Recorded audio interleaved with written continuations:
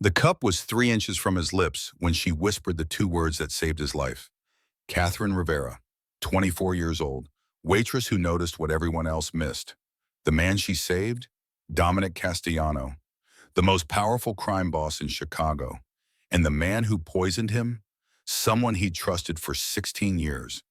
This is the story of how a woman with nothing became the witness who brought down an empire, and how a king learned that trust isn't given, it's earned. Santos Diner, Southside Chicago, November 16th, 6:47 in the morning. Cat Rivera wiped down table 12 for the third time, not because it was dirty, because movement kept her awake. This was shift one of three. Santos from 6 to 2, Murphy's Pub from 3 to 11, and if she got lucky, overnight stocking at Walgreens paid cash under the table. $18,000. That's what Victor Reyes said she owed. Her mother's medical bills from the last year of treatment. Bills the insurance wouldn't cover. Bills Cat couldn't pay working minimum wage. The deadline was Friday, 4 days away. The threat was simple. Your mother's in hospice, Cat. Be a shame if she had visitors who weren't family. Cat set down the rag, picked up the coffee pot, walked to booth 7 where Mr. Kowalski sat reading yesterday's Tribune. He never asked for coffee. She always brought it. Black 2 sugars. Same routine for 38 years, Mikey had told her. Some things you just knew. She poured without speaking. Mr. Kowalski nodded without looking up. This was their language. The bell above the door chimed. Cat glanced over. 2 men, expensive suits, the kind that didn't come off racks, custom-tailored, Italian wool. One was tall, maybe 6'2", dark hair swept back, green eyes that seemed to catalog everything in the room in 3 seconds.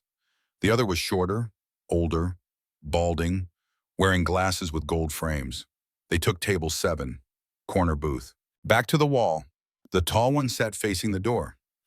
Cat had worked enough restaurants to recognize the type. Men who needed to seat aguas, men who expected trouble. She approached with menus. Good morning, coffee? The tall one looked up. His eyes were the color of sea glass, cold, measuring, espresso, double shot. The older man shook his head. Nothing for me. Cat wrote it down, walked back to the counter, called the order to Rico, the barista. While Rico worked the machine, Cat scanned the diner. Tuesday morning, slow. Mr. Kowalski, a couple in booth 3, construction workers at the counter finishing eggs and hash browns. Normal, quiet, safe. The espresso machine hissed. Rico placed the small white cup on a saucer. Cat picked up the tray.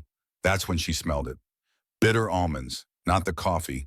Something else, something underneath the rich, dark scent of espresso. Her hand froze halfway to the cup. She'd studied chemistry at UIC for 2 years before dropping out. Her nose could detect individual compounds most people couldn't separate. Right now, every instinct screamed danger. Cyanide. Her heart rate spiked. She set the tray down, looked at Rico. Did you make this? Yeah, just now. Why? Who else touched it? Nobody. It went straight from the machine to the cup. What's wrong? Cat looked back at table 7. The tall man was checking his phone. Unaware. She picked up the tray, carried it toward the booth. Her hands were steady. Her mind was racing. If she was wrong, she'd look insane. If she was right and said nothing, she'd watch a man die in her section. She reached the table, set down the saucer. The man reached for the cup. Wait. The word came out quiet, firm. Both men looked up. Cat met the green eyes, held them. Let me get you a fresh cup. This one's off. The man's expression didn't change, but something shifted. A calculation happening behind those eyes. Off how? Cat's throat was dry. Just off, please. Let me bring you another. 10 seconds of silence. The diner sounds felt distant. The clatter of plates, the hum of conversation, the hiss of the grill. Then the man nodded. All right. Cat picked up the cup, walked back to the kitchen. Didn't look back. In the kitchen, she found Mikey near the dishwasher. I need the hazmat container. What? Why? Just open it. Mikey pulled out the small red bin they kept for old cleaning supplies. Cat poured the espresso inside. Sealed it. What the hell is going on? I think someone tried to poison the customer at table 7. Mikey's face went white. You think, what? I smelled cyanide in the espresso. Kat, that's crazy. Who would? He stopped, looked toward the dining room, then back at Kat. That's Dominic Castellano. Kat felt her stomach drop. She knew the name. Everyone in South Side knew the name. Make him a fresh espresso. Clean cup. And Mikey? Watch who goes near it. She grabbed the new cup when it was ready, walked back to table 7, set it down. The man took it, sipped. His eyes never left her face. Good nose. Kat didn't respond, turned to walk away. His voice stopped her. What's your name? Catherine. People call me Kat. Thank you, Kat. She nodded, went back to her section. But her hands were shaking now, because she'd just saved a mob boss's life, and someone in this diner had tried to kill him. The lunch rush hit at noon. Kat moved through her section on autopilot. Burgers, fries, coffee refills, smile. Thank you, have a good day. But her mind was elsewhere. Table 7 had stayed. Both men, talking in low voices. The older one on his phone constantly. The tall one, Castellano, watching the room, watching her. At 2 p.m., her shift ended. She clocked out, grabbed her coat from the back, pushed through the front door into cold November air. A hand caught her arm. She spun. It was him, Castellano. Up close, he was taller than she thought. 6'2", maybe 3. The suit was definitely custom. The watch on his wrist was a Patek Philippe. She'd seen one once in a jewelry store window. Price tag had 6 figures. Need to talk to you. Kat pulled her arm free. I'm off the clock. 5 minutes. I have another job in 40 minutes. And a bus to catch. Castellano glanced at a black SUV parked at the curb. Driver inside. Engine running. I'll give you a ride. I don't know you. Dominic Castellano. Kat's pulse jumped. Then I definitely don't want to ride. She turned to walk away. You saved my life today. Kat stopped. Didn't turn around. The coffee. You smelled something. What? This was the moment. Tell the truth and get involved. Lie and walk away. Kat turned, looked him in the eye. Cyanide. Someone put it in your espresso. Castellano's expression didn't change, but his jaw tightened, just slightly. You're certain? Yes. I have a background in chemistry, dropped out of college when my mother got sick. But I know what cyanide smells like. Bitter almonds? Most people can't detect it. Why'd you drop out? My mother has stage 4 lung cancer. Someone needed to work. Pay the bills. Kat checked her phone. 37 minutes before her next shift. Castellano pulled out his phone. Made a call. Lucia. Santos Diner. Now. He hung up. Looked at Kat. You're not going to Murphy's Pub today. Excuse me? You just became the most important witness in Chicago and the most endangered. The SUV door opened. A woman stepped out. 40s, athletic, sharp eyes, shoulder holster visible under her jacket. This is Lucia Delgado, head of my security. Lucia assessed Kat in 3 seconds. She's the one? She smelled the poison. Lucia's eyebrows rose. Useful, Kat backed up a step. Look, I told you what I smelled. We're done. We're not. Castellano's voice was calm. Absolute. Whoever poisoned me saw you stop me from drinking. They know you interfered. They'll assume you're with me now, whether you are or not. But I'm not with you. I just didn't want someone to die in my section. Doesn't matter what's true. Matters what they think. Castellano stepped closer. Not threatening, just present. You have 2 choices. Come with me. Let me protect you until we find who did this. Or go home and hope they don't find you first. Kat looked at Lucia. Is he serious? He is, and he's right. Lucia's voice softened slightly. If I were you, I'd get in the car. Kat thought about her mother, St. Mary's Hospice. If Kat died, Maria would die alone. Confused, wondering where her daughter was. But if she went home, Victor might make good on his threat. And if someone was targeting her for saving Castellano, if I help you, you clear my debt. All of it. Done. And my mother, best care, private room, specialist, done. And when this is over, I walk away. No strings. Castellano held her gaze. You walk away. No strings. 2 seconds of silence. Kat got in the SUV. They drove north, away from South Side, through downtown, past Michigan Avenue, to Gold Coast. The building looked like any other high-rise. Glass and steel, anonymous. The elevator required a key card, went to the 42nd floor. The doors opened. Kat stepped out. Floor-to-ceiling windows. The city spread out like a circuit board below. Lake Michigan stretched dark and endless to the east. Marble floors, leather furniture, art on the walls that looked museum quality. A Rothko, maybe. Kat wasn't sure, but it looked real. This is your safe house? One of them. Castellano set his keys on a side table. Lucia will show you the guest room. You'll stay here until we identify the threat. How long? 72 hours, maybe less. Lucia gestured toward a hallway. This way. The guest room was bigger than Kat's entire apartment. King bed, ensuite bathroom, walk-in closet with clothes already hanging inside. We keep essentials. Lucia opened the Honnor closet. Should fit. You're about a size 4? Kat blinked. How did you? I'm good at my job. Lucia pulled out jeans, sweaters, basics. Bathrooms stocked. If you need anything, intercom's by the bed. Can I call my mother? Lucia hesitated. Not yet. If they're tracking you, they'll trace the call. Give us 6 hours to secure her location. Then yes. Kat's chest tightened. She's in hospice. St. Mary's. She's dying. She needs to know I'm okay. I'll send a team. Make sure she's protected. And comfortable. Lucia's voice was firm but kind. I promise. Kat nodded. Didn't trust her voice. Lucia left. The door clicked and shut. Kat sat on the bed. The mattress was soft. Expensive. Everything in this place probably cost more than she'd earned in her entire life. 6 hours ago, she'd been pouring coffee. Now she was in a penthouse, under protection from the Chicago mob, because she'd smelled something wrong. She heard voices from the other room. Castellano's. Low. Controlled. But underneath, anger. Ray, I need you here. Now, pause. I don't care. Someone tried to kill me. Pause. Santos Diner. This morning. Pause. No, not yet, but I will. Pause.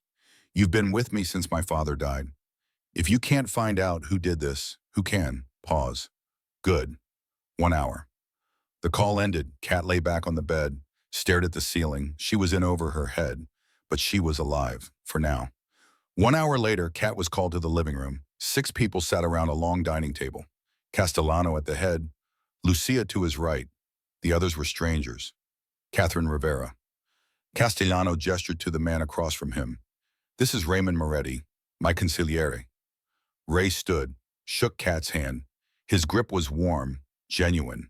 He was maybe 45, bald, glasses with gold frames, navy suit, calm, too calm. Thank you for saving Dom's life. We're in your debt. Kat nodded. Something about him felt off, but she couldn't place it. Next, a younger man, late 20s, neck tattoo, nervous energy, Tommy Chen, street operations. Tommy gave a half wave, didn't make eye contact. Third, an older man, 60s, white collar, Father Marco, spiritual advisor, and friend. The priest nodded. Kind eyes. God bless you, child. Fourth, a woman, mid-30s, doctor's coat over jeans, Dr. Helen Park, my daughter's oncologist. Helen smiled. Professional, nice to meet you. Castellano gestured to the empty chair. Sit. Kat sat. Tell them what you told me. Kat recounted the story, the smell, the bitter almonds, the espresso she dumped. When she finished, Ray leaned forward. You're certain it was cyanide? Yes. How certain? 95%. I'd need to test the cup to confirm. Already did. Lucia slid a folder across the table. Lab results, potassium cyanide. Enough to kill in under 2 minutes. Silence. Father Marco spoke first. Who would dare? That's what we're here to figure out. Castellano looked at Ray. You've been with me the longest. Who has motive? Ray pulled out a tablet. 3 possibilities. The Moretti family, no relation to me. They've been pushing for control of the docks. The Koreans want in on our logistics. And the feds have been building a RICO case. Tommy shook his head. Morettis don't do poison. They do bullets. Koreans maybe, Lucia added. But this feels personal. Poison is intimate. Castellano's jaw tightened. Inside job. Ray looked up. You think someone in the family? I think someone close. Close enough to know where I'd be, what I'd order. The room shifted, everyone looking at everyone else. What about the diner, Helen asked. Could someone there have done it? Mikey's been paying protection for 20 years, Lucia said. And the kitchen staff are all family. Vetted. The coffee was already poisoned when it arrived at the table. Kat spoke up. I saw the barista make it. Normal process. The poison was added after. After it left the kitchen? Ray frowned. That's a small window. Not if you knew the timing. Castellano looked at Kat. How long between the barista making it and you pouring it? Kat thought back. 90 seconds. Maybe 2 minutes. Who had access to the tray? Just me. I carried it directly from the counter to the table. Lucia's eyes narrowed. Unless someone intercepted you.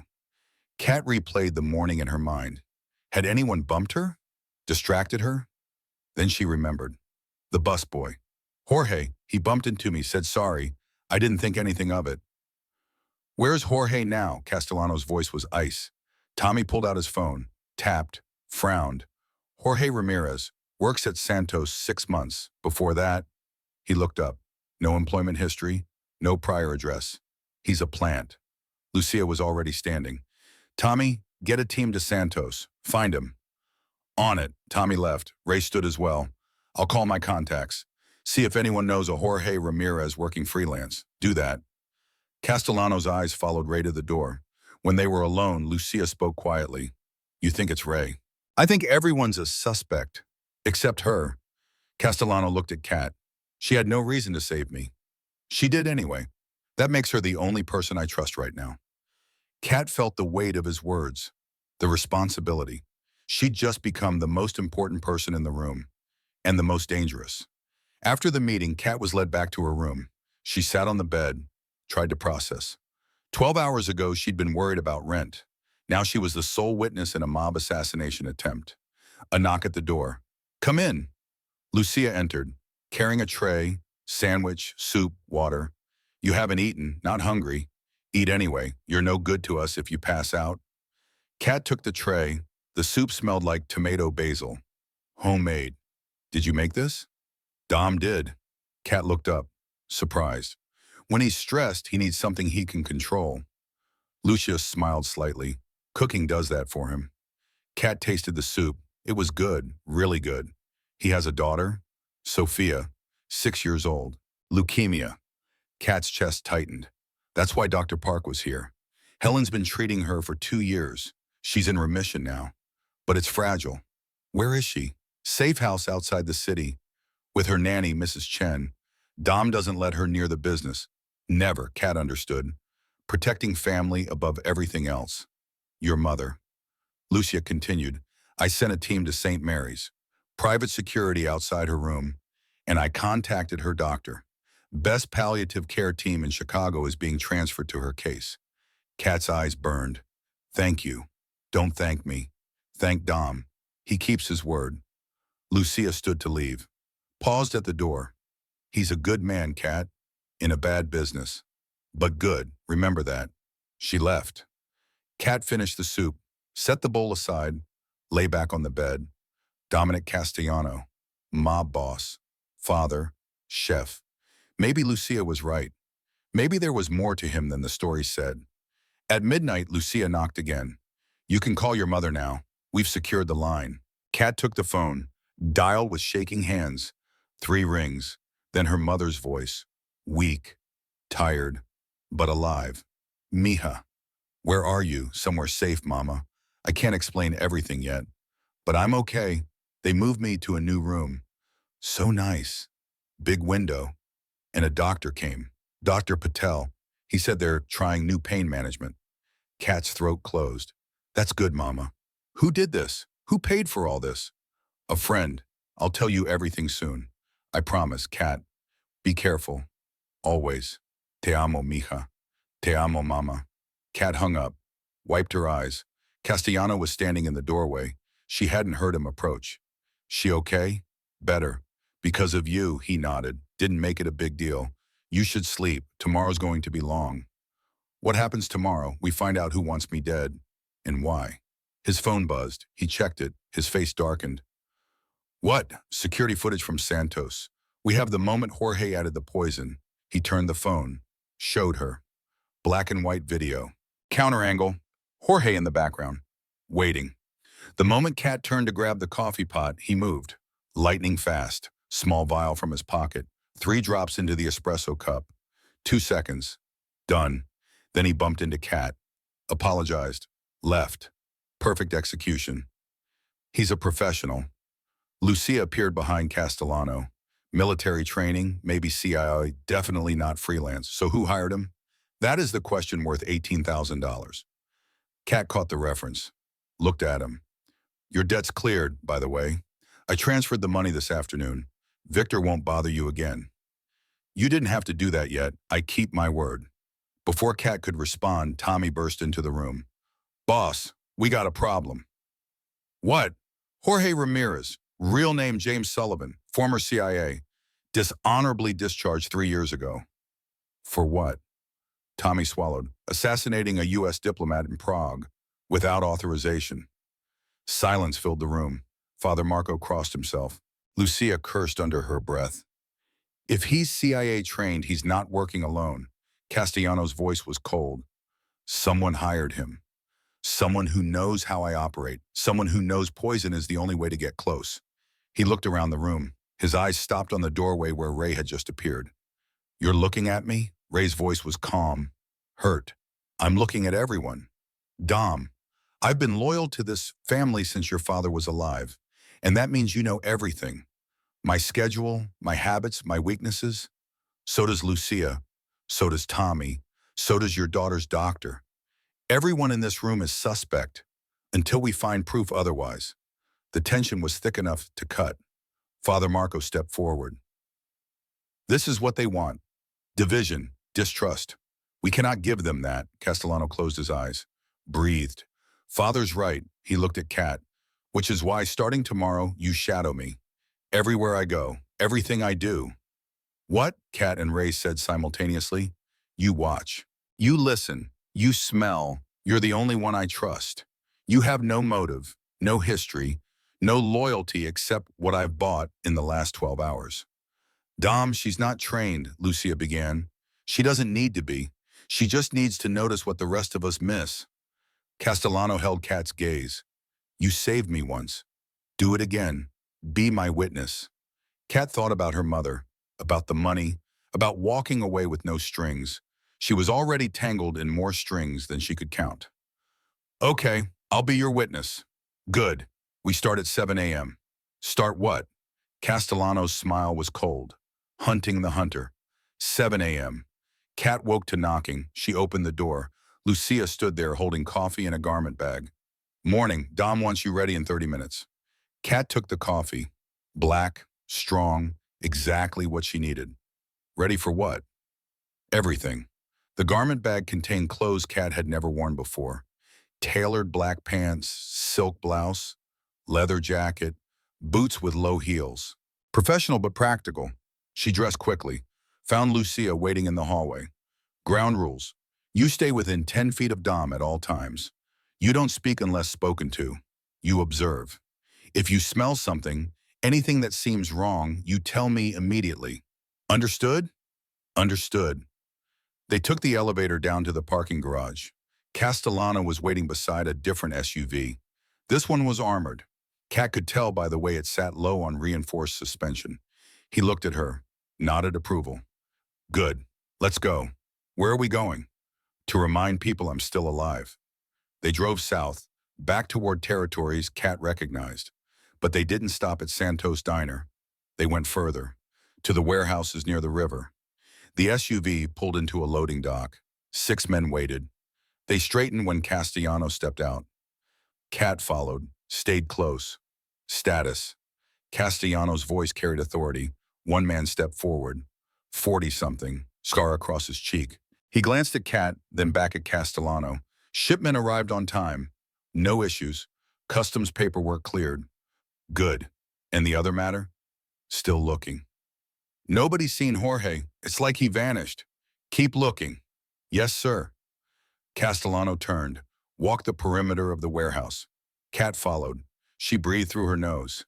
Cataloging scents, diesel fuel, river water, concrete dust, cardboard, motor oil, nothing unusual.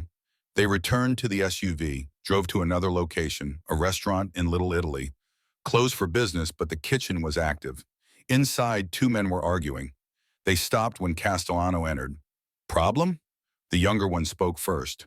Salvatore says the protection payment increased. We agreed on $5,000 a month. Castellano looked at the older man. Salvatore, Ray called, said you approved the increase to $6,000. Kat watched Castellano's face, saw the micro-expression, surprise, then calculation. I approved no such thing. It stays at $5,000, but Ray said, Ray doesn't speak for me, I speak for me. Salvatore nodded quickly. Of course. My apologies. They left. In the SUV, Castellano was silent for 3 blocks. Then, Lucia, call Ray, ask him about the protection increase. Lucia dialed, waited. Ray answered on speaker. Ray, did you authorize a protection increase for Giordano's? Yes, yesterday. You said to handle the small stuff while you dealt with the poisoning situation. I never said that, silence on the other end. You sure, Dom? We talked about it in the car Monday night. After the Moretti meeting, I wasn't in the car Monday night. I was at the hospital with Sophia. Another pause. Then I must have misunderstood. My mistake. I'll correct it. Do that. Castellano hung up. His jaw was tight. He's lying. Kat said it quietly. Everyone looked at her. His breathing changed when you mentioned Monday, and he paused too long before answering. He was constructing the lie. You could hear that? Lucia asked. I worked tables for 6 years. You learn to read people. When they're lying about allergies to get special treatment. When they're planning to skip the bill. Castellano met her eyes in the rearview mirror. What else did you notice? He said he'd correct it, not apologize. Like he's annoyed at being caught, not sorry for the mistake. Lucia let out a low whistle. She's good. Keep watching him. Castellano's voice was cold. Everything he does, everything he says. They made 6 more stops that day. Each time, Kat watched, listened, smelled. At stop 3, a gentleman's club on the west side, the manager mentioned Ray had been asking questions about Castellano's schedule 2 weeks ago. At stop 4, a construction site, the foreman said Ray had requested copies of the security camera footage, said it was for insurance purposes. At stop 5, a sports book in Cicero, the owner mentioned Ray had been unusually interested in which days Castellano visited Santos Diner. By stop 6, the pattern was clear. Back at the Penna House, Castellano called another meeting. Same group as before. Ray arrived last. He sat down, looked around the table. Why does this feel like an intervention? Because it is. Castellano slid 3 folders across the table. Protection increases I never approved. Security footage requests I never authorized. Schedule inquiries I never made. All in my name. All by you. Ray opened the folders. His face stayed calm. Dom, I handle 100 details a day. If I made mistakes, these aren't mistakes. These are lies. Castellano stood, walked behind Ray's chair. You've been my consigliere since my father died. I trusted you. My father trusted you. And now I'm wondering how long you've been planning this. Planning what? Ray's voice rose slightly. You think I tried to kill you? I think you hired someone to kill me. The room went silent. Ray stood, turned to face Castellano. You're wrong, then explain the pattern. What pattern? I do my job. I handle things so you don't have to. And this is the thanks I get? Accusations? Father Marco raised a hand. Gentlemen, perhaps we should... No, Castellano cut him off. Ray, where were you Tuesday morning? 6 a.m. to noon? Home. Asleep. Anyone verify that? I live alone. You know that. Convenient. Ray's face flushed. This is insane. I've given my life to this family. Then you won't mind if Lucia examines your phone records, your financials, your travel history. Ray's eyes flickered. Just for a second. But Kat saw it. You're looking at bank transfers, she spoke up. Recent ones, large amounts, to offshore accounts. Everyone turned. How do you know that? Ray asked. I don't. But that's what you're worried about. That's why your eyes moved left when Dom mentioned financials. Ray stared at her, his calm facade cracking. Who is this woman? Why is she even in this room? She's the only reason I'm alive. Castellano's voice was steel, which makes her more valuable than you right now. Lucia was already typing on her tablet. Dom, I'm showing transfers, 3 of them. Ray's account to a Cayman bank. 200,000, 150,000, 300,000. When? Over the last 6 months. Ray sat back down, his face pale. I can explain. I'm listening. It's not what you think. Then, what is it? Ray looked around the table. At faces that had been friendly 12 hours ago, now they were stone. I was building a retirement fund. That's all. The business is changing. You said so yourself. Going legitimate, I needed to know I'd be taken care of. By stealing from me? Not stealing. Borrowing. I planned to pay it back. With what money? Ray didn't answer. Castellano leaned forward. Hands on the table. Voice quiet. Last chance, Ray. Who hired Jorge Sullivan? Who ordered the hit? Ray's throat worked. I don't know. Wrong answer. Castellano nodded to Lucia. She and Tommy moved to either side of Ray's chair. You're confined to a guest room until we verify your story. No phone, no computer, no contact. Dom, please, we can work this out. We're past that. They led Ray away. He didn't resist. Just kept saying, I didn't do it. I didn't do it. When he was gone, Helen spoke. Do you really think he tried to kill you? I think he's connected to it, whether he pulled the trigger or not. Father Marco folded his hands. Dominic, be careful. Vengeance can blind us to truth. This isn't vengeance, Father. This is survival. That night, Castellano left the penthouse. Kat went with him. They drove 40 minutes. Northwest, to a suburb with tree-lined streets and houses set back from the road. They pulled into a driveway, colonial-style home, warm lights in the windows. Castellano turned off the engine, sat for a moment. This is where Sophia stays, with her nanny, Mrs. Chen. The doctor thought it would be better. Away from the city, clean air. Kat nodded. Come on. Inside, the house smelled like cinnamon and vanilla. A woman in her 60s appeared. Mrs. Chen, Mr. Castellano. We weren't expecting you, I know. Is she awake? Yes, reading in her room. They went upstairs. Kat hung back. But Castellano gestured for her to follow. The room was painted soft yellow. Fairy lights strung across the ceiling. Books everywhere. A small girl sat in bed, surrounded by pillows. She wore a pink nightgown. Her head was covered by a colorful scarf. She looked up. Her face lit up. Daddy! Castellano crossed the room, sat on the edge of the bed, kissed her forehead. Hey, princess. How are you feeling? Good. Dr. Park came today. She said my numbers are really good. That's wonderful. Sophia noticed Kat. Who's that? This is Kat. She's helping me with some work things. Hi. Sophia waved. Kat waved back. Hi. Do you like books? Sophia held up the one she'd been reading. This is my favorite. It's about a girl who finds a magic door. I love books. You should read this one. It's really good. Maybe I will. Castellano talked with his daughter for 20 minutes. About school, about her drawings, about whether she wanted pancakes or waffles for breakfast. Normal things, father and daughter things. When Sophia started yawning, Castellano tucked her in, kissed her forehead again. Sweet dreams, princess. Love you, Daddy. Love you more. In the car, Castellano was quiet. Kat broke the silence. She doesn't know. About what you do. No, and she never will.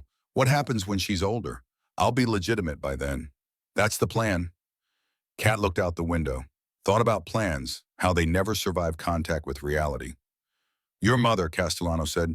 Hospice called. She's asking for you. Can I see her? Tomorrow, first thing. Thank you. They drove back in silence. But it was different now. Less like captor and captive. More like allies. 6 a.m. Kat stood outside her mother's room at St. Mary's Hospice. Lucia was with her, and 2 security guards. Discreet, but present. Take your time, Lucia said. Kat pushed open the door. The room was bigger than before. Private, a window overlooking a small garden. Medical equipment hummed quietly. Her mother lay in the bed, thin, frail, but awake. Mija. Kat crossed the room, took her mother's hand. Mama, where have you been? I was so worried. I'm sorry. Things got complicated. But I'm okay, I promise. Maria studied her daughter's face. You look different. Different how? Stronger. Less tired. Kat smiled. They're feeding me. Who's they? Friends. Friends who pay for private rooms and specialist doctors? Kat squeezed her mother's hand. It's a long story. I'm not going anywhere. So Kat told her, not everything, but enough. About Santos Diner, about the poison, about Dominic Castellano. Her mother listened, didn't interrupt. When Kat finished, Maria was quiet for a long moment. This man, he's dangerous. Yes, but he keeps his promises so far, and you trust him. It wasn't a question. Kat thought about it. Yes, I think I do. Then I trust your judgment. Maria's breathing was labored, but her eyes were clear. Just be careful, mija. Men like that, they live in a different world. I know. Do you? Because once you're in that world, it's hard to get out. Kat didn't have an answer for that. They talked for another hour, about nothing important, about memories, about the cookies Maria used to bake, about the first day of school. When Maria grew tired, Kat kissed her forehead. I'll come back soon. I love you, mija. I love you, mama. Outside, Lucia was waiting. How is she? Dying, but comfortable. Kat's voice cracked on the last word. Lucia put a hand on her shoulder. The best team in the city is taking care of her. She won't be in pain. I know. Thank you. They walked to the elevator. As the doors closed, Kat saw something. A man, 40s, baseball cap, standing at the end of the hallway. But something was wrong. His posture, too casual, but his eyes, too focused. Lucia, that man. By the time Lucia turned, he was gone. Later, security footage confirmed it. Jorge Sullivan had been there, third floor, watching Kat's mother's room. But he hadn't approached, hadn't made a move. He was studying them, learning their patterns, waiting for the right moment. Back at the penthouse, the mood was tense. Castellano stood by the windows, looking out at the city. He was at the hospital, which means he knows where Kat's mother is, which means he's been following us. For how long? Lucia asked. Could be days, could be since Tuesday. Tommy spoke up. We can move the mother. Different facility. No, Castellano turned. We use her as bait. Kat's stomach dropped. Excuse me? He knows she matters to you. He'll come back. And when he does, we'll be waiting. You want to use my dying mother as bait? I want to catch the man who tried to kill me and protect you in the process. By putting her in danger? She's already in danger. This way, we control the environment. Kat stepped forward. Her voice shook with anger. No, absolutely not. Kat, you promised to take care of her, not use her. I am taking care of her. By ending this, not like this. Castellano's jaw tightened. Then how? I don't know. But not this. They stared at each other. The room was silent. Father Marco cleared his throat. Perhaps there's another way. I'm listening. Castellano didn't break eye contact with Kat. We know Jorge is CIA trained. He's a professional. He won't make mistakes, but he will follow patterns. What pattern? Professionals don't leave witnesses. He'll come for Kat eventually. Why not give him the opportunity? Under our terms. You want to use me as bait, Kat said. Yes, Father Marco's voice was gentle, but with protection and planning. Kat thought about it, looked at Castellano. If I do this, if I agree, you leave my mother out of it completely. Agreed. And when this is over, we're done. I walk away, like you promised. Castellano hesitated, then nodded. Deal. They spent the next 6 hours planning. The setup was simple. Kat would return to Santos Diner, work a shift, act normal. Jorge would show. He'd have to. He'd failed to kill Castellano, failed to eliminate the witness. His employer would demand results. When he showed, they'd take him. Lucia's team would be in position, undercover, armed. But we need him alive, Castellano stressed. He's the only link to whoever hired him. What if he doesn't come alone? Tommy asked. Then we adapt. Kat listened to them plan her life, her potential death. It felt surreal. That evening, Castellano found her on the balcony. You don't have to do this. Yes, I do. She didn't look at him. Because you're right. He won't stop until I'm dead. Better to face him on our terms. Our terms. Not just mine anymore. Kat turned, looked at him properly. When did that happen? I think Tuesday morning, when you chose to tell the truth instead of walking away. They stood in silence. The city spread out below, millions of lives, all of them unaware of the small war being fought in their midst. Your daughter, Kat said. Does she know her mother? Sophia's mother died when she was 2. Car accident. I'm sorry. So am I. Is that why you cook? To take care of her? Castellano smiled slightly. My father taught me. He said a man who can't feed himself is at everyone else's mercy. Smart man. He was, until he wasn't. What happened? Someone he trusted, someone close, betrayed him. 8 years ago. Kat understood. Like Ray. Like Ray. Castellano's voice hardened. Except my father didn't see it coming. I do. Do you? Because Ray seemed shocked when you accused him. He's had years to practice lying. Or years of loyalty. Castellano looked at her sharply. You think I'm wrong? I think you're scared. And scared people see enemies everywhere. I'm not scared. I'm careful. There's a difference? Yes. Kat wasn't sure she believed him, but she didn't press. So I'm... Tomorrow, she said, if something happens, if this goes wrong, make sure my mother doesn't die alone. Nothing's going to happen. Promise me. Castellano held her gaze. I promise. Wednesday morning. Kat walked into Santos' diner wearing her old uniform. Mikey looked up from the register. His face showed relief. Kat. Thank God. I thought, I'm okay. Just needed a few days. Victor came by, asking about you, said your debt was paid. That true? It's true. Who paid it? Kat tied her apron. A friend. She took her section. Tables 9 through 16, poured coffee, took orders, fell back into rhythm. But her eyes kept scanning. The door, the windows, the kitchen. Lucia was at table 3, dressed as a businesswoman. Laptop open, coffee untouched. Tommy was outside, homeless guy on the corner, baseball cap, shopping cart. 2 more team members were in a van across the street. The morning rush passed. No Jorge. Lunch service started. Still nothing. By 2 p.m., Kat's shift was ending. Maybe he wouldn't come. Maybe they'd been wrong. She was untying her apron when the door chimed. He walked in. Blue jacket, different cap, but the same face from the hospital camera. Jorge Sullivan. He took a booth, not in Kat's section. Her heart hammered. She looked at Lucia. Lucia gave a slight nod. Stay calm.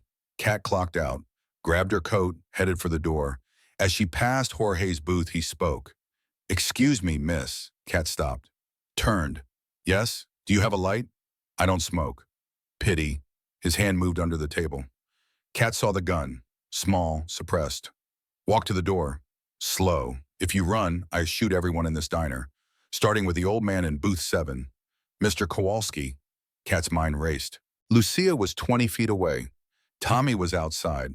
But Jorge had a gun pointed at civilians. She walked to the door. Jorge followed. 3 feet behind. Outside. Turn left. Kat turned. The street was busy. Lunch crowd. People everywhere. Keep walking. She walked.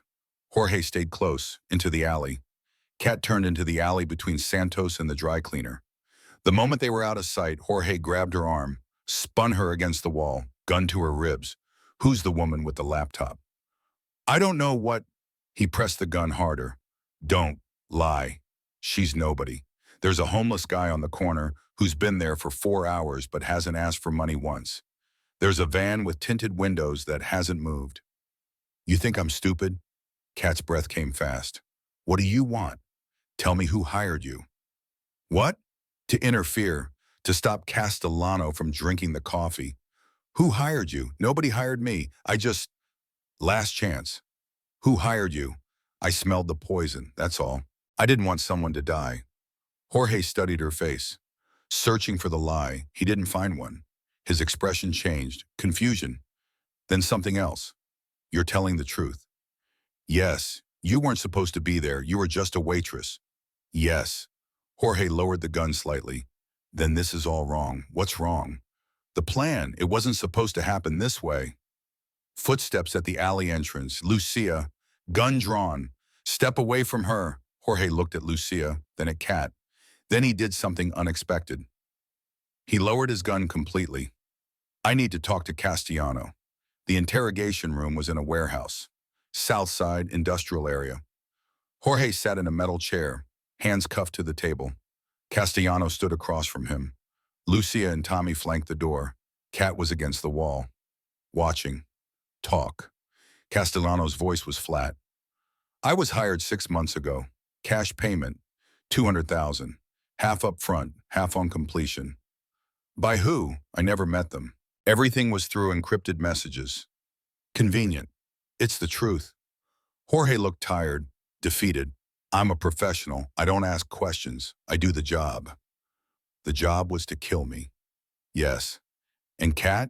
She wasn't part of it. Jorge looked at her. You really did just smell the poison. Yes, that's incredibly unlucky. For both of us. How did you know where I'd be? Castellano asked. I didn't. I was told you frequented Santos Diner. Tuesdays and Thursdays. Around 7 a.m. I got hired at the diner, waited. When you showed up Tuesday, I made my move. Who told you my schedule? The person who hired me. Who was? I don't know, Jorge's voice rose. I'm telling you, I never met them. Castellano leaned forward. Then how did you get paid? Bitcoin. Transferred to a wallet, untraceable. Show me the messages. They deleted automatically. After 24 hours. How convenient. Castellano straightened. Looked at Lucia. He's lying. I'm not. Then why did you come back? Why risk exposure at the hospital? Because the second half of my payment was contingent on eliminating the witness. Your friend here. Jorge nodded at Kat. I failed to kill you.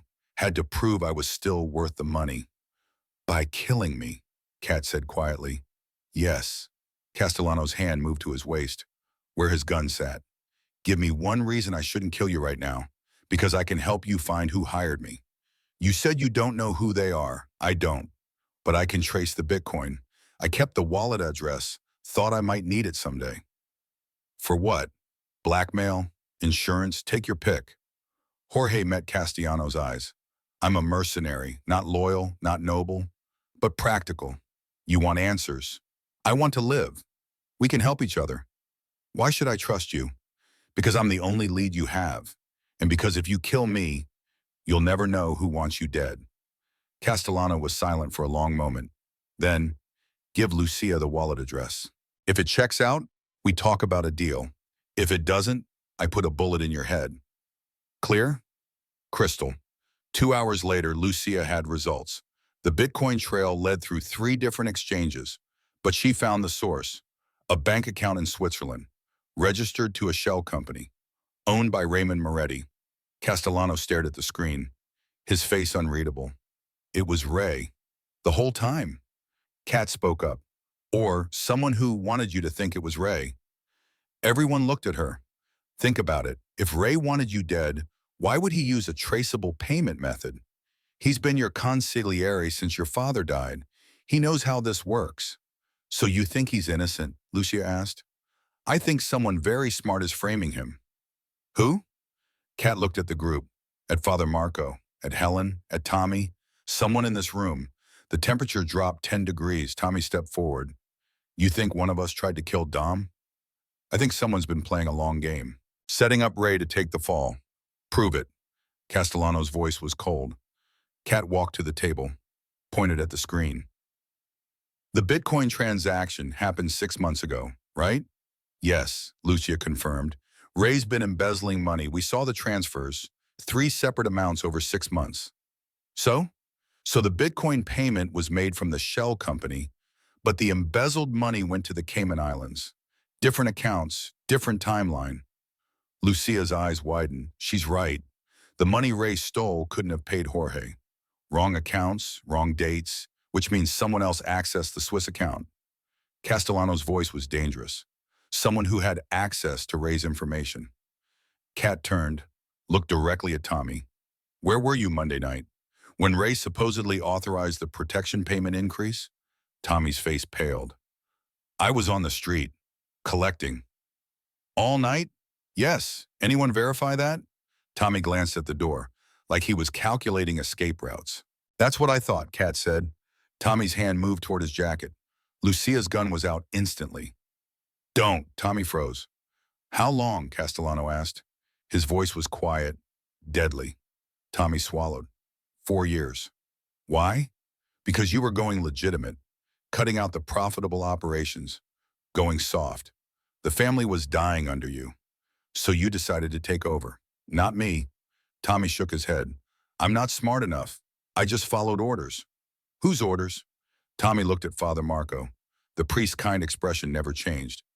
I'm sorry, Dominic, but the boy is telling the truth. The warehouse went silent. Father Marco stood slowly. His movements were calm, measured, like he was preparing for Sunday Mass instead of confessing to attempted murder. Castellano's gun was out, pointed at the priest's chest. Explain. Now. Father Marco folded his hands. The gesture was so familiar, so priestly, it made the betrayal even worse. Your father and I built this organization together. From nothing. Two boys from the neighborhood with ambition and loyalty. Get to the point. The point is Giovanni understood what you refused to see. This business requires ruthlessness. Strength. You're transitioning to legitimate operations.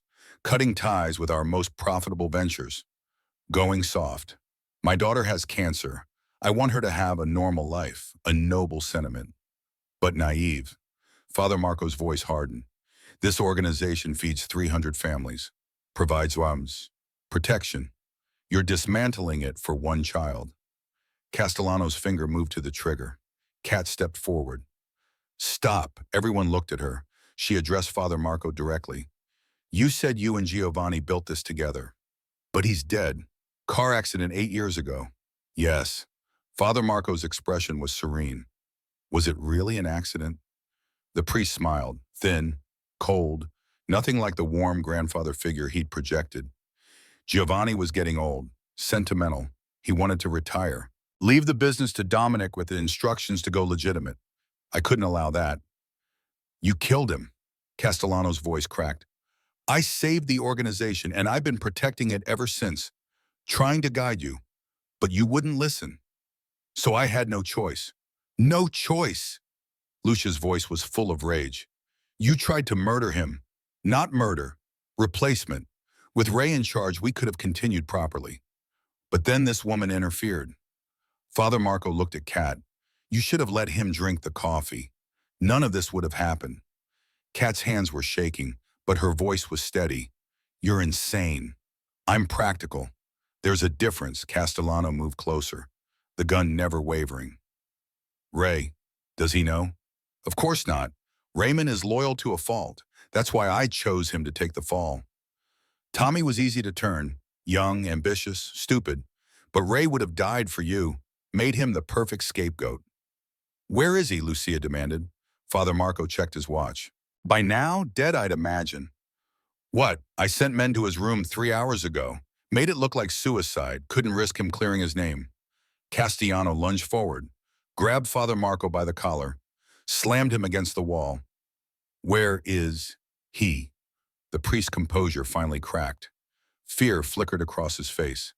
Guest room, 3rd floor. But you're too late. Lucia was already running. Tommy went with her, Kat followed. They took the stairs, burst into the 3rd floor hallway. 2 guards lay on the floor, not moving. Blood pooled beneath them. The guest room door was open. Inside, Ray was on the floor, rope around his neck, chair kicked over. His face was purple, eyes bulging, but his chest was moving. Barely. Lucia cut the rope, started CPR. Tommy called 911. Kat knelt beside Ray, checked his pulse. Weak, thready. But there, come on, stay with us. Ray's eyes fluttered open. He tried to speak, couldn't. Don't talk, help is coming. Sirens in the distance. Getting closer. Ray's hand grabbed Kat's, squeezed weakly. His lips moved. Kat leaned in. What? His whisper was barely audible. Proof, desk. Then he passed out. The paramedics arrived, stabilized Ray, rushed him to Northwestern Memorial. Castellano stayed with Father Marco, gun-trained, waiting. Kat went to Ray's room. The desk had 3 drawers, all empty. She remembered his words, desk. She pulled the middle drawer all the way out. turned it over, taped to the bottom, a USB drive. She plugged it into her laptop. Password protected. She tried variations. Ray's birthday, Dom's, Giovanni's, nothing. Then she remembered. The day Giovanni died, 8 years ago. She typed the date, 06/15/2017. The drive opened. Inside, bank statements are showing they've embezzled money, but also showing deposits from the same Swiss account that paid Jorge. Someone had been framing Ray, making it look like he was stealing. Text messages, printed screenshots, between Tommy and an unknown number, discussing the poisoning, the timing, the backup plan if Castellano survived, and photographs, Father Marco meeting with known criminals, rival families, people who wanted Castellano dead. Ray had been investigating. For months, he'd known something was wrong, but he hadn't known who, until now. Kat brought the USB drive downstairs. Castellano plugged it into the large monitor, read through everything, his face darkening with each file. When he finished, he looked at Father Marco. My father trusted you. Yes, you stood at his funeral, gave the eulogy, talked about loyalty and brotherhood. I did, all while knowing you'd killed him. Father Marco said nothing. Castellano's voice dropped to a whisper. Why? I told you. To save the organization. No, the real reason. The priest's mask finally fell away. Anger twisted his features.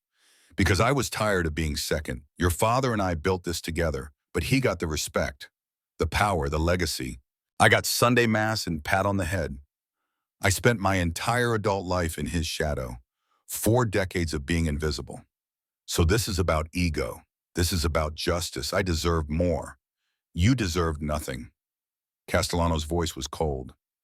You betrayed everything you claimed to stand for. Faith, family, those are just words, Dominic. Power is real. And I almost had it. Almost. Castellano lowered the gun. Lucia, call the police. What? Tommy looked shocked. You heard me. Call them. But boss, he killed my father. He tried to kill me. He murdered 2 guards and nearly killed Ray. I'm not making him a martyr. He goes to prison, lives with what he did, dies in a cell, alone, forgotten. Father Marco's face went white. You can't. Watch me. No, prison is, I'm a priest. I have connections. I'll get out. Not from federal prison. Not with the evidence Ray collected. You're done. Father Marco lunged, tried to grab the gun. Lucia moved faster, tackled him, pinned him to the floor. Within minutes, sirens filled the air. Police, FBI, Homeland Security. Kat watched them take Father Marco away. He was shouting, screaming about his rights, about God's judgment. Then he was gone. Northwestern Memorial, ICU. Ray was in surgery, 3 hours. They'd saved him, barely. Castellano sat in the waiting room, Kat beside him, Lucia pacing. A doctor emerged. Scrubs, tired eyes. He'll live, but there's brain damage. We won't know how much until he wakes up. Can we see him? Not yet. Maybe tomorrow. Thank you. The doctor left. Castellano put his head in his hands. I suspected him of betrayal, when all along he was trying to protect me. You didn't know, Kat said softly. I should have. How? Father Marco played everyone, even Ray. Ray figured it out, eventually, but it almost cost him his life. They sat in silence. Finally, Castellano spoke. Your mother, how is she? The same. Maybe days left. Maybe hours. I'm sorry. Kat looked at him, really looked. This man who'd been a stranger 5 days ago now felt like something else, something she couldn't name. When this started, I thought I was helping a monster. But you're not, are you? Castellano's laugh was bitter. I've done monstrous things to protect your daughter. Your family. That doesn't make you a monster. Just a father. What does it make you? Kat thought about it. Someone who made a choice and has to live with it. Do you regret it? No. She surprised herself with the answer. I don't. Thursday morning, St. Mary's Hospice. Kat sat beside her mother's bed, holding her hand. Maria's breathing was shallow, labored. The morphine kept her comfortable, but the end was close. Mija, Maria's voice was a whisper. I'm here, Mama. Tell me about him, the man who saved you. Kat told her about Dominic, about Sophia, about the penthouse and the soup, and the way he fought to protect the people he loved. Maria listened, smiled weakly. He sounds like a good man. He is. Do you love him? The question hung in the air. Kat thought about the last 5 days, the fear, the danger, the moments of quiet understanding, the way Castellano looked at his daughter, the way he'd kept every promise he made. I don't know, maybe. It's complicated. Love usually is. Maria squeezed her hand. But don't let complicated stop you from living, mija. Promise me. I promise. They sat together, mother and daughter, as the sun moved across the room. At 2:17 p.m., Maria took her last breath. Kat felt it, the moment life left, the stillness that followed. She sat for a long time, holding her mother's hand, saying goodbye. Lucia waited outside. When Kat emerged, red-eyed and shaking, Lucia didn't speak, just pulled her into a hug. They drove back to the penthouse in silence. Castellano was waiting. He took one look at Kat's face and knew. I'm sorry. Kat nodded. Couldn't speak yet. He guided her to the couch, sat beside her. Didn't try to fill the silence with empty words. Just stayed. After an hour, Kat finally spoke. She wanted me to live, not just survive. Live. Then that's what you'll do. How? One day at a time. Chapter 20, The Choice. Friday morning, the warehouse was empty, no more interrogations, no more crisis, just cleanup. Kat helped Lucia sort through documents, evidence, building the case against Father, Marco, and Tommy. Jorge Sullivan had cut a deal, testimony in exchange for reduced charges. He'd given them everything, names, dates, methods. Father Marco would die in prison. Tommy too. The organization would survive, under Castellano's leadership, moving toward legitimate business, but slower now, more carefully. Around noon, Castellano found Kat on the balcony. Ray woke up this morning. How is he? Confused, weak, but he remembers. He knows what happened. That's good. I offered him retirement, full pension, a house in Florida. He said no. Why? Said he's been with his family too long to leave now. Wants to help with the transition. Make sure it's done right, loyalty, the real kind. Castellano leaned on the railing. I'm thinking of making Lucia my consigliere. She's earned it. She has. They stood in comfortable silence. Finally, Castellano spoke. Your debt is paid. Your mother's funeral is arranged. Everything I promised. You're free to go. Kat felt the word like a physical blow, even though she'd known they were coming. What if I don't want to go? Castellano turned, looked at her.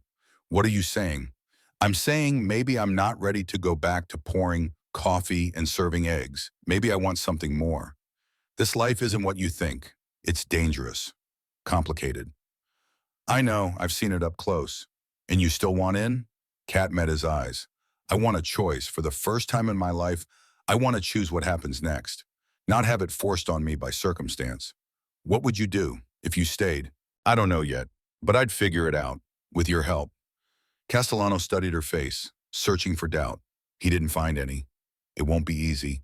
Nothing worth doing ever is. You'll have to learn. Rules, protocols, how things work. I'm a fast learner. People will question you, challenge you, because you're an outsider. Let them. A slow smile crossed Castellano's face.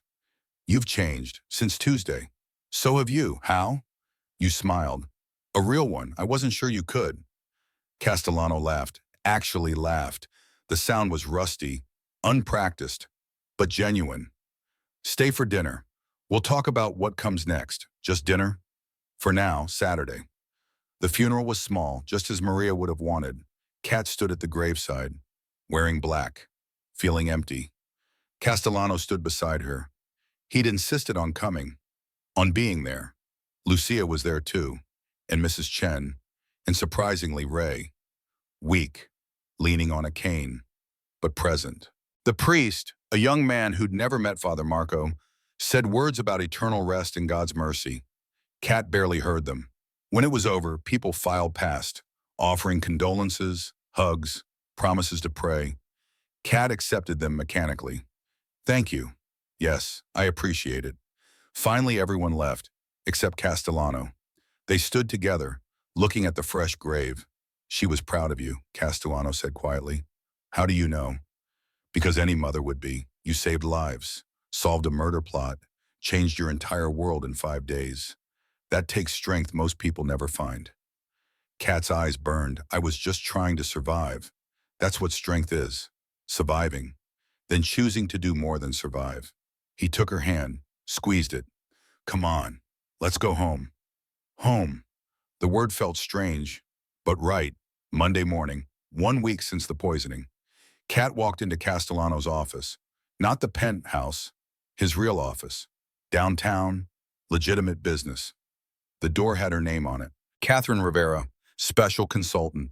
Inside was a desk, computer, windows overlooking the city. Castellano was waiting. Welcome to your first day. What exactly am I consulting on?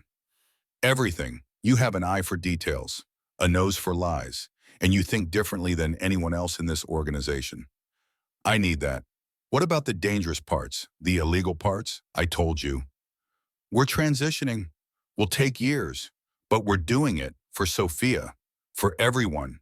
And you want me to help? I want you to be part of it, if you choose. Kat walked to the window, looked out at Chicago, her city, the place she'd been born, struggled, survived.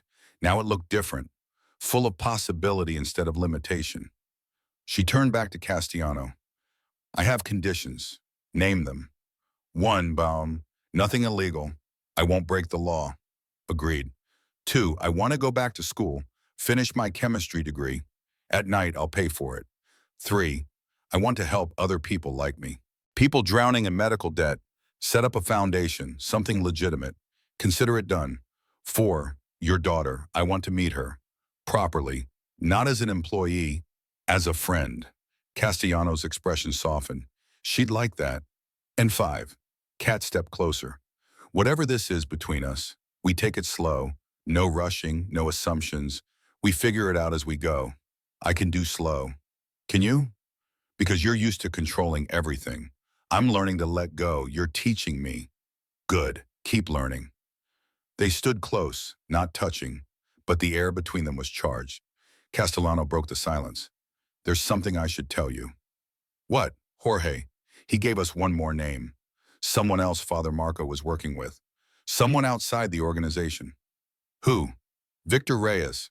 Kat's blood ran cold. The loan shark. He was the backup. If the poisoning failed, if everything fell apart, Victor was supposed to eliminate you. Make it look like you couldn't pay your debts. Suicide. But I paid my debts. You paid them. Which is why he never made his move. But he's still out there, still a threat. What are you going to do? Castellano's smile was cold. Victor and I are having a conversation this afternoon. After that, he won't be anyone's problem. Don't kill him, Kat said quickly. I won't, but he'll wish I had. Chapter 23.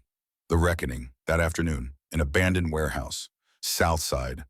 Victor Reyes sat tied to a chair, sweating, terrified. Castellano stood in front of him, Lucia beside him. Kat watched from the shadows. You loaned money to Catherine Rivera, $18,000. Victor nodded quickly. Yes, but she paid. We're square. You threatened her mother, a dying woman in hospice.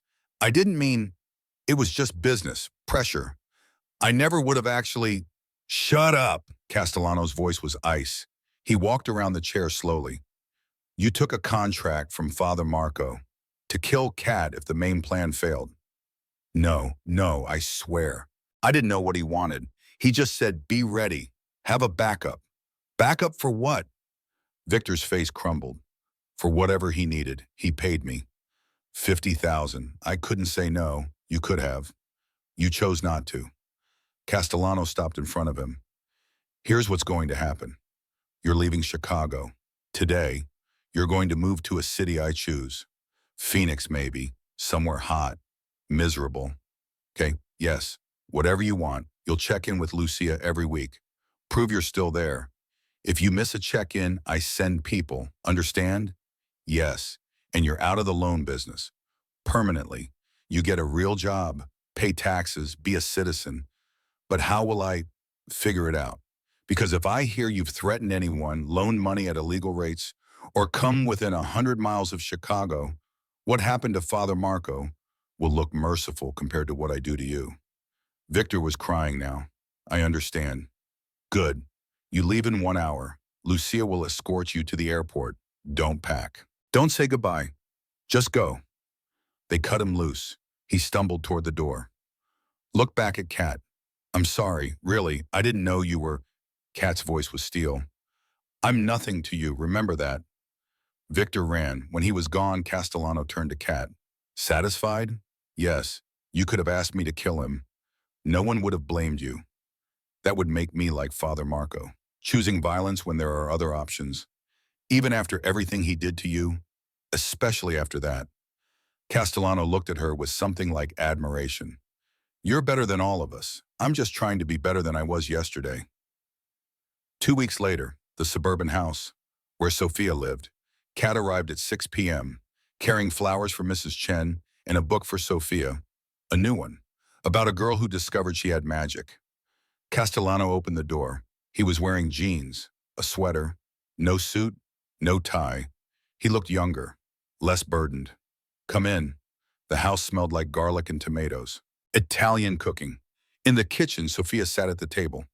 Coloring, she looked up. Kat, you came. I promised, didn't I? Daddy said you might be too busy. Never too busy for you. They ate dinner together. Pasta, salad, bread, simple food. But perfect. Sophia talked about school, her friends, the book Kat had given her last time. After dinner, they played a board game. Candyland, Sophia won, twice. At bedtime, Castellano carried Sophia upstairs. Kat followed. In her room, Sophia asked Kat to read to her. Kat picked up the magic book, started reading. Halfway through chapter 3, Sophia was asleep. Kat closed the book, set it on the nightstand. Castellano tucked his daughter in, kissed her forehead. Sweet dreams, princess. They went downstairs, sat on the couch, glass of wine each. She likes you, Castellano said. I like her too. This could work. You know, what could? This, us, a life. Kat looked at him, at the man who'd been a stranger, then a captor, then an ally. Now something more. Are you asking me something? Not yet, but someday, when you're ready. What makes you think I'll say yes? Because you're still here. Even though you could leave, even though I gave you every reason to run. Kat set down her wine glass, moved closer. I'm not running. Not from this. Not from you. They kissed, slow, gentle, full of promise. When they pulled apart, Castellano rested his forehead against hers. Thank you. For what? For saving my life, for staying, for giving me a reason to be better. We're saving each other. That's what partners do. Partners. I like that. Good. Because you're stuck with me now. 6 months later, Kat stood in front of a classroom at the University of Illinois, Chicago. Organic chemistry, night class. She'd tested back in, started where she left off. The material came back easier than she expected. After class, she drove to the office, downtown, Castellano Consulting. The legitimate business was growing. Real estate development, import-export, all clean, all legal. The other operations were being phased out, slowly, carefully, but inevitably. Ray had recovered, mostly. His memory had gaps, but he was sharp where it mattered. He and Lucia ran things together now, a good team. Tommy was in federal prison, 20 years, no parole. He'd cooperated with investigators, given up names. But it hadn't saved him. Father Marco was in Supermax, 23 hours a day in a cell. No visitors except his lawyer. He'd aged 20 years in 6 months. Jorge Sullivan had disappeared into witness protection. Somewhere warm, probably. Living under a new name. A second chance he didn't deserve but got anyway. Kat's foundation was operational. Rivera Memorial Fund, named for her mother. It paid medical bills for families drowning in debt. Already they'd helped 47 people. Kat felt her mother's presence in that, her approval. In the office, Castellano was on the phone. He smiled when Kat walked in, held up one finger. Almost done. Kat sat at her desk, checked emails, reports, analysis work. She was good at this, finding patterns. identifying problems before they became disasters. Turns out being a waitress had taught her more than she realized. Reading people, anticipating needs, staying 3 steps ahead. Castellano finished his call. Came over. How was class? Good. We're covering aromatic compounds next week. Exciting. To me it is. He kissed the top of her head. I have something for you. He handed her a small box. Kat opened it. Inside was a key. What's this? Key to the suburban house. I'm moving Sophia back to the city. Penthouse is being renovated. Kid-friendly, but I want to keep the house. Thought maybe you'd want it. Want it for what? A place that's yours. Away from the city when you need space, or we could use it together. Weekends. Family time. Family. Kat turned the word over in her mind. She'd lost her family. Her mother. Her childhood. But maybe she was building something new. Something different. Something chosen. I'd like that. Yeah. Castellano pulled her close. We're really doing this, aren't we? Doing what? Building a life. Together. Looks like it. How's it feel? Kat thought about Tuesday morning. The cup of coffee. The choice to speak up. The chain of events that followed. It feels right. Scary, but right. That's life. Scary and right in equal measure. They stood together, looking out at the city. Kat thought about beginnings, how they rarely look like you expected, how sometimes they looked like endings first. But here she was, Elive, free, loved, better than survival. This was living. Chapter 26, The Proposal. 1 year after the poisoning, Castellano took Kat back to Santos Diner.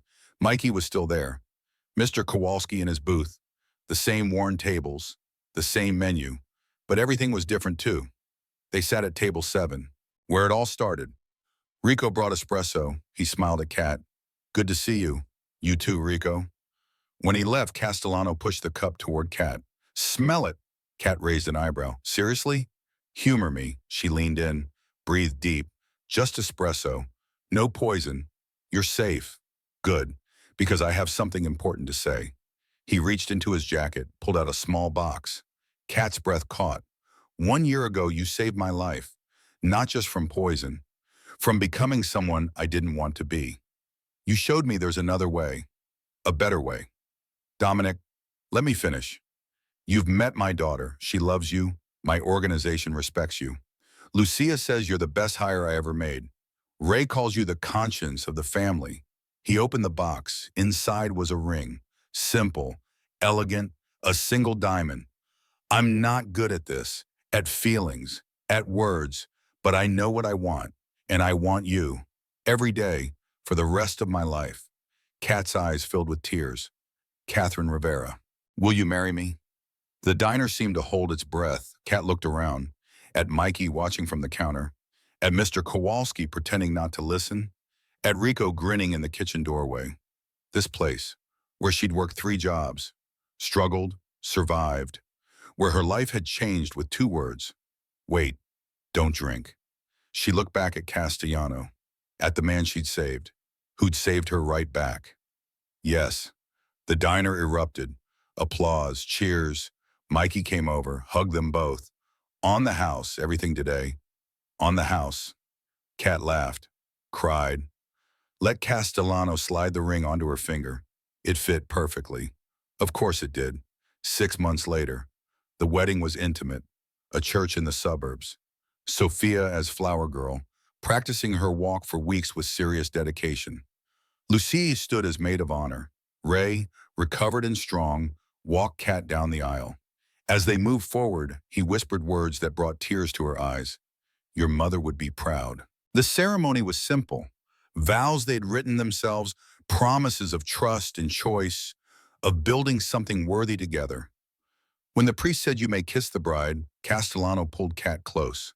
The kiss was soft, full of everything they'd survived to reach this moment. At the reception, Sophia stood on a chair to make her speech. Kat saved my daddy, and now she's my mom too. That makes me the luckiest girl ever. Later on the balcony overlooking the venue, Kat and Castellano stood in comfortable silence. Thank you, Castellano said. For what? For 2 words, for everything that came after. Kat leaned into him. Those two words changed everything. They did. A pause, then Kat spoke. I'm pregnant. Castellano froze. What? 6 weeks. I found out yesterday. We're having a baby. Yes. Castellano's face broke into the widest smile she'd ever seen. He picked her up, spun her gently, laughing. When he set her down, his expression turned serious. This child will never doubt they're loved. Will never doubt they're safe. We'll teach them right from wrong. We'll give them choices. Deal. And they'll know their mother is the bravest person I ever met. Second bravest. Sophia fought cancer. That takes real courage. Fair point. They rejoined the celebration, danced, laughed, held each other. Kat caught her reflection in a window, saw a woman who'd made hard choices, scary choices, right choices. A woman who'd looked at a cup of poisoned coffee and spoken two words that changed her life. Wait, don't drink. Everything that followed.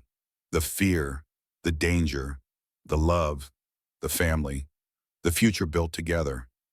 All of it started with noticing something wrong and having the courage to say it out loud.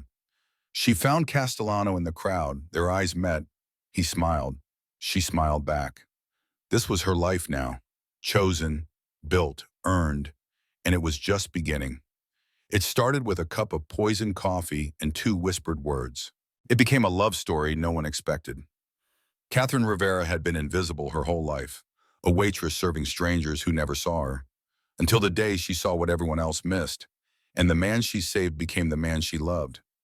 Dominic Castellano had been a king who trusted no one, until a stranger chose truth over safety, and taught him that trust isn't taken, it's earned. Some people call it fate, others call it chance. Kat called it choice. The choice to speak when she could have stayed silent. The choice to stay when she could have run. The choice to build when she could have walked away. And every day she'd make those choices again. Because that's what courage is, not the absence of fear, but action in spite of it. Two words changed everything. Wait, don't drink. And in speaking them, Catherine Rivera saved more than one life. She saved two people who'd forgotten how to trust, and gave them both a future worth fighting for.